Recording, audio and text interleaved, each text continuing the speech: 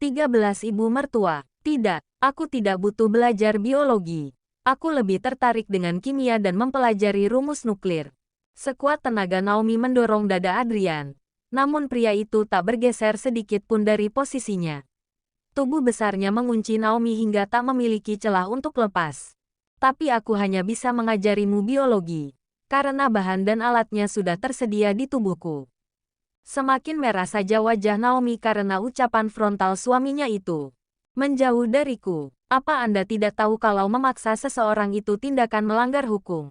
Teriak Naomi, kali ini tak lagi mendorong dada Adrian, tetapi memukulnya sekuat tenaga. Namun, tentu saja serangan Naomi tak begitu berarti bagi Adrian.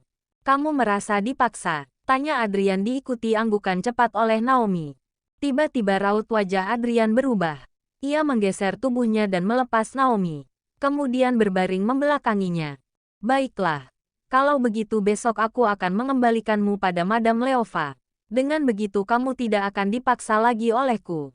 Jedward. Sepertinya Adrian tahu betul apa yang menjadi titik kelemahan Naomi. Nama yang baru saja disebut Adrian seperti sebuah senjata ampuh. Terbukti. Dalam hitungan detik, ancaman Adrian sudah berhasil membuat nyali wanita itu menciut. Naomi bergeser, memeluk Adrian dari belakang. Tadi kamu bilang terpaksa, kan? Ucap Adrian tanpa menoleh, malah kini sudah menarik selimut dan menutupi tubuhnya. Aku hanya bercanda, Tuan. Tapi aku sudah tidak mau. Ucapanmu barusan membuatku kehilangan selera. Naomi sudah hampir kehilangan akal. Satu-satunya cara adalah merayu Adrian agar memaafkannya. Hei, bukankah itu sangat memalukan? Tangan Naomi sudah mulai bergerak mengusap dada Adrian dengan sangat lembut. Aku tidak dipaksa. Bukankah tugas seorang istri memang adalah melayani suaminya? Akhirnya Adrian membalikkan tubuhnya dan mengurung Naomi dalam pelukan. Ia dapat melihat Naomi tersenyum, tetapi tetap tak dapat menyembunyikan perasaan sebenarnya. Dan untuk kesekian kali, Naomi harus merasakan buasnya Adrian melahap tubuhnya tanpa ampun. Au, kamu menggigitku. Ringis Adrian ketika merasakan nyeri. Naomi baru saja membenamkan gigitan di bahunya. Hehe, sakit kan, Tuan? Aku akan menggigitmu sebanyak yang kumau. Ucap Naomi dengan napas yang masih tersengal-sengal. Jangan lupakan keringat yang membasahi tubuhnya.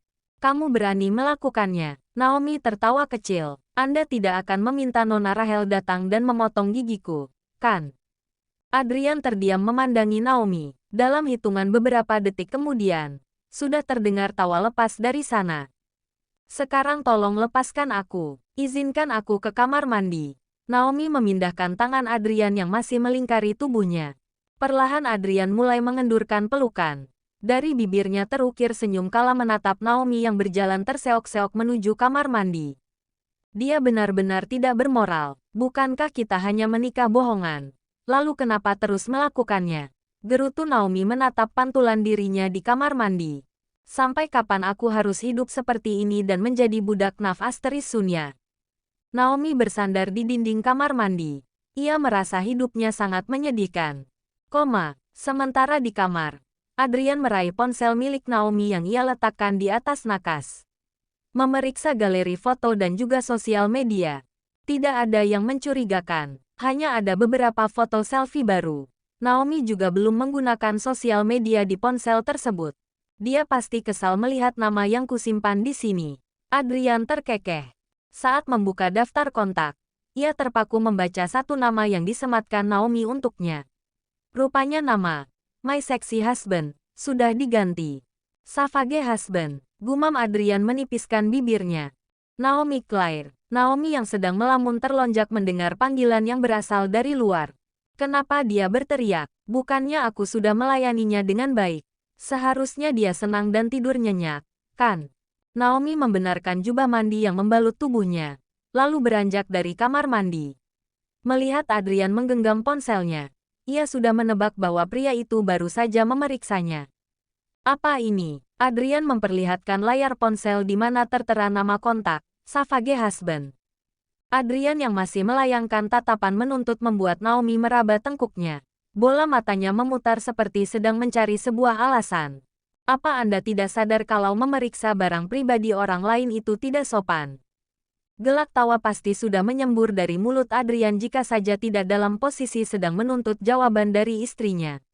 Kelakuan Naomi ada saja yang membuatnya ingin selalu menjahilinya. Terbukti, kini wanita itu sedang berusaha mencari pembenaran untuk menyelamatkan diri. Aku tidak sopan. Coba lihat kelakuanmu sendiri. Apa kamu sedang menghinaku dengan memberi nama ini? Naomi terdiam selama beberapa detik. Sesekali tampak merapikan rambutnya yang berantakan. Aku tidak menghina. Sungguh. Bukankah itu memang julukan yang sangat cocok untuk kepribadian Anda, Tuan? Julukan yang cocok. Jadi bagimu aku sangat kejam. Ya, Adrian mulai menunjukkan raut wajah yang tak bersahabat. Kamu kan memang kejam memperlakukanku. Buktinya kamu selalu mengancam akan mengembalikanku pada Madame Leova. Apa kamu tidak tahu kalau mendengar namanya saja sudah membuatku gemetar? Aduh. Kenapa hatiku sakit sekali memikirkannya? Apa seperti ini rasanya hidup di bawah ancaman orang? Namun, kalimat panjang itu hanya ia ucapkan dalam hati. Lagi pula Adrian hanya menganggapnya boneka dan tak akan peduli apapun yang dipikirkannya. Entah tebakan Adrian benar atau tidak. Untuk pertama kali ia melihat wajah Naomi yang tiba-tiba murung. Adrian beranjak dari tempat tidur dan mendekati Naomi. Sudahlah. Aku tidak akan mempermasalahkan kamu mau menyimpannya dengan nama apapun. Tidurlah. Ini sudah malam. Setelahnya, Adrian memakai piyama yang tadi telah disiapkan oleh Naomi. Lalu, beranjak keluar dari kamar. Tinggallah Naomi seorang diri dengan pikiran yang melayang. Mungkin bagimu aku hanya budak tubuhmu. Begitu kamu mengembalikanku pada Madame Leova, kamu akan mudah mendapatkan wanita lain yang sesuai seleramu. Tapi apa yang akan terjadi padaku? Aku akan digilir oleh laki-laki yang berbeda setiap malamnya. Titik. Pagi ini Naomi bangun lebih awal dan memilih berjalan-jalan di taman belakang rumah yang hijau dan asri. Ia perlu udara segar untuk mengembalikan tenaganya yang diserap habis oleh Adrian. Setidaknya aku harus bekerja untuk melunasi hutang atas pembelian tubuhku pada Tuan Adrian. Setelah itu mungkin aku akan bebas. Tapi di mana aku bisa bekerja? Naomi tenggelam dalam pikirannya sendiri. Menatap langit seolah mencari jalan keluar dari sana. Apa kamu pikir sudah mendapatkan Adrian sepenuhnya? Suara sarkas itu berhasil membuyarkan lamunan Naomi. Seketika ia menoleh. Tampak mertuanya sedang berdiri tak jauh darinya. Dengan bonus tatapan permusuhan. Selamat pagi, Bu. Sapa Naomi langsung berdiri dari duduknya. Ia masih berusaha untuk sopan meskipun sang mertua menunjukkan ketidaksukaannya.